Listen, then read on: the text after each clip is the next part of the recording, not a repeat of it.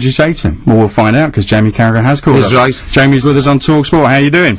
Yeah, I'm alright, mate. Just phoned up on my way to training, listening to your show. Normally a good show until you start rabbiting on this afternoon about being a bit of a bottler. It'd be interesting to see if you've got any bottling. Come down to Anfield or Melwood and, say it to me and we'll see what happens. I'd say it to your face, and I'll say it to you now. I want to know why you're even... Come down to Anfield on a Champions League game or whatever and we'll see them, won't we? Yeah, we will. You can say whatever. You can say these other players are better. Not a problem. Everyone's got opinions. That's football. Not a problem with McLaren's opinion if he plays someone else. Not a problem with him at all. But don't ever call me a bottler on radio in front of all thousands of people listening to you. So why are you even thinking about quitting international football? Because there's that many people who've played ahead of me. And as I said, I've got no... If he brings someone else, it's a game of opinions. But when you're at my age, they're all younger than me. They're all going to improve, which maybe I won't at that age. But sorry, go on. Hang on, what? Yeah. And I play, I got to the Champions League final. There's not much more you can do in club football, obviously win it, but we've done that a couple of years ago. He played Ledley King, who is a top player, but he's been injured all season, so how would you feel in my situation there? What would you do? I'd feel like proving myself and getting a stomach for the fight going and going for it. Proving yourself? Yeah, that's what I'm 29, I've been doing it for 8 years, and obviously I haven't proved it enough. So it's not going to change now, is it? It's not as if I've just got in the squad and I've jumped out. So when you talk about proving yourself, and who's the other fella who's saying, I've just jacked it in because he's probably got his contract at $100,000 a week at Liverpool, who's he? In retail sports bulletins. Hang on, Jamie, he's a football fan. He's a football fan, an England fan who's entitled to his opinion. Jamie's and none of you are more a fan than me, so don't tell me if I'm someone who's more interested in money. Jamie, in some senses, when some of these lads who work here haven't played a professional at the highest level. No, Jamie, but don't understand. I mean, I've been in a position not as big as your decision you've made, but on a club level where I wasn't getting a game, and I had to move on, and that's what players do at club level. They move on, get a transfer because they're not in the first team. It's a similar thing at international level. But at 29, will you ever regret this decision? Well, time will tell, won't it? But I mean, who knows? But as I said, the main thing for me now is to concentrate on my Liverpool career. But I mean, when it's it doesn't matter what. It's football, it could be anything. You're a radio presenter or whatever. If you didn't feel you were getting your chances, you'd move to another station, wouldn't you, if you wanted to be the top man on your radio? I'll tell you what, Jamie, 5 minutes ago, he nearly did move to another station. He bottled it when you come on. I think... I've just heard another caller saying he bottled it with Lita as well, so he's not the bravest, is he? No, I didn't bottle it with Lita. But listen, I tell you what, I mean, I've never played professional football, I've hardly played amateur football, but I don't understand as a fan, an England fan as well, Jamie, I don't understand how anybody who's in their 20s cannot want to win the World Cup.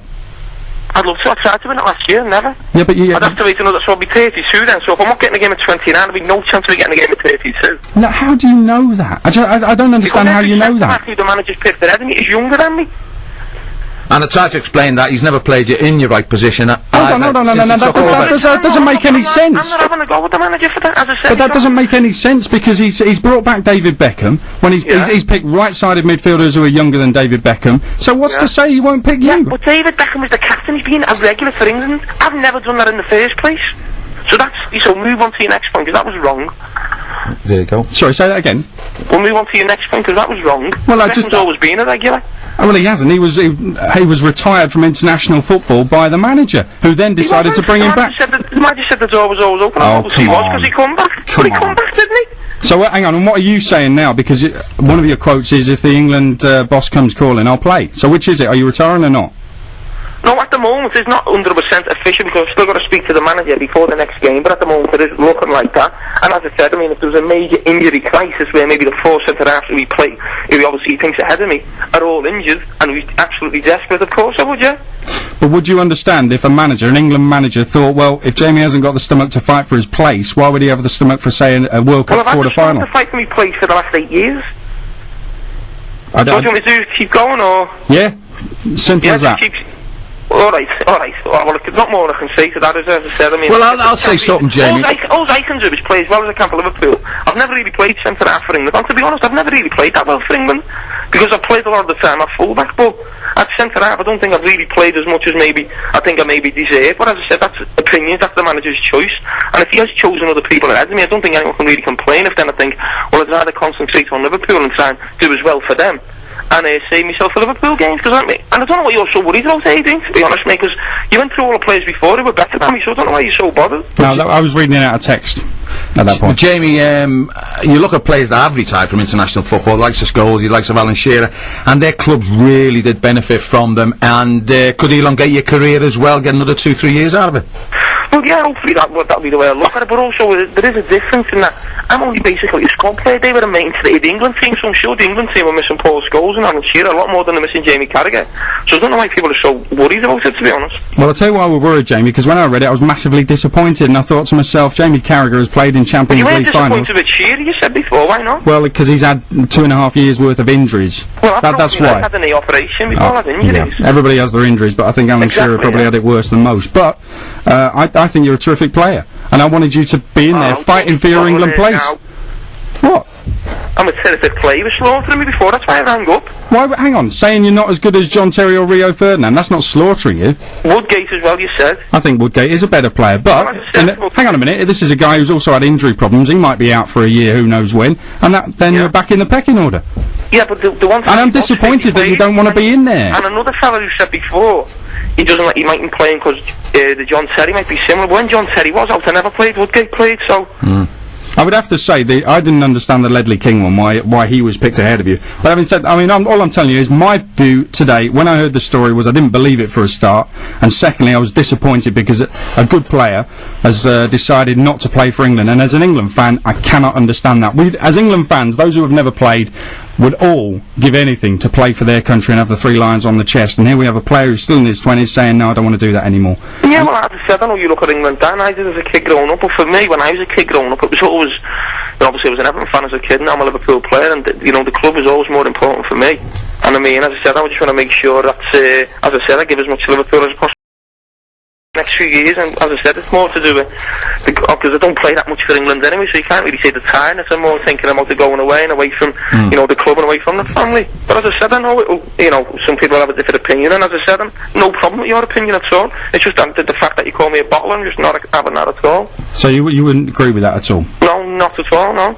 Okay, all I'd say is that I think there are people out there who look at the decision, maybe don't know the details you know, because obviously you're on the inside of that decision, and they look at it and think, who the hell does he think he is? Because it looks like you can. A long time. I don't think people think I'm some big time shard. I think my reputation over the last 10 or 12 years will stand up to that. Not just this one decision. People can obviously look at it from their point of view or what they think. But I think over the last 10 years or so, I think my reputation in football wouldn't be coming across as someone who's a big time Charlie and not like that. It's certainly not the case. Have you spoken to Steve McLaren yet?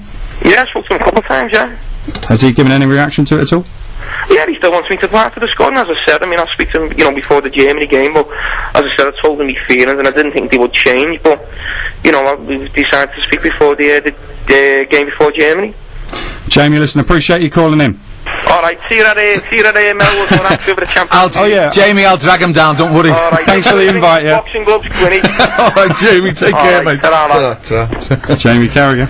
I think we had a difference of opinion there. I think we had a difference of opinion, and I tell you what, we don't need light bulbs in talkSPORT for another month. With the heat that come off your face when that call came through, I'm telling you, global warming, it's more like office warming in here. Got him to quadruple check it was him. Put it that way. What's the way to Melwood? I'll show you, don't worry. One-way ticket, you're getting a one-way ticket. Is he bigger than me? It doesn't matter. Is it everybody from Liverpool from a fighting family? Yes. Am I in trouble? Yes, you're in big trouble. You're in big trouble. Put Melwood in that sat-nav, Mr. Durham, and get yourself up to Liverpool. And that was the interview, of course. Jamie Carragher phoned up the boys on Drive earlier this afternoon. He confronted Adrian Durham, pretty much, and Mickey Quinn. But the overwhelming emotion I got there, Gary Stevens, was frustration there from Jamie Carragher. Yeah, without doubt. When are the tickets going on sale, by the way? I want to be ringside for that one. I think what really, really upset Jamie was the use of one word, and that was bottler. Because he is not a bottler. He's brave, he's strong, he's determined. He'll put his head in there. He'll compete. There are a lot of words you can use to describe him. Courageous, a bottler. Yeah.